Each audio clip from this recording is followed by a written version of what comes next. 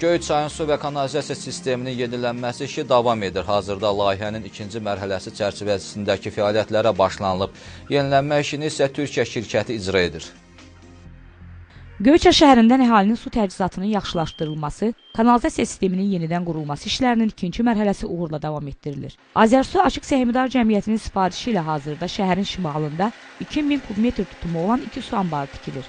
Bundan əlavə hazırda su anbarından şəhərə 530 mm-lik borularla su xətti, şəhərdən Şəhadət kəndinə isə 800 mm-lik borularla kanalizasiya xətti çəkilir. Tikinti quraşdırma işlərini beynəlxalq tenderdə qalib gələn Türkiyəyə məxsus şirkət həyata keçirir.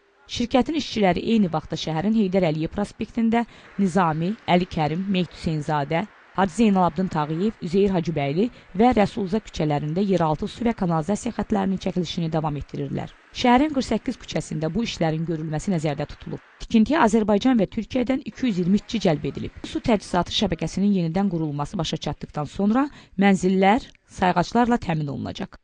Yaptığımız iş 2013'ün iyun ayında kurtaracak. Komple %100'ünü vereceğiz bu işin. Şu anda 70 faizini yaptık. 30 faizi kalıp. Ama 11 brigadıyla hatta 12 brigadıyla şu anda işlemekteyiz.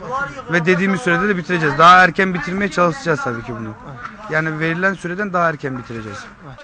Layihənin ikinci mərhələsi çərçivəsində Potu kəndində 500 kubmetrlik yeni su anbarının tikilməsi və bir artezan quyusunun qazılması da nəzərdə tutulur. Qeyd edək ki, layihənin ikinci mərhələsinin həyata keçirilməsinə ötən ilin yanvarında başlanılıb və bugünədək müxtəlif diametrli borularla 54 mm uzunluğunda su, 50 mm uzunluğunda kanalizasiya xətti çəkilib. İşlərin bu ilin yayında başa çatdırılması nəzərdə tutulur. Xatırladaq ki, layihənin birinci mərhələsi çərçivəsində rayonun Potu kəndində 4 artezan quyusu qazılıb, 5,8 km uzunluğunda daşıyıcı su kəməri, nasos stansiyası və 500 kubmetrlik ötürücü su anbarı tikilib. Transformator quraşdırılıb.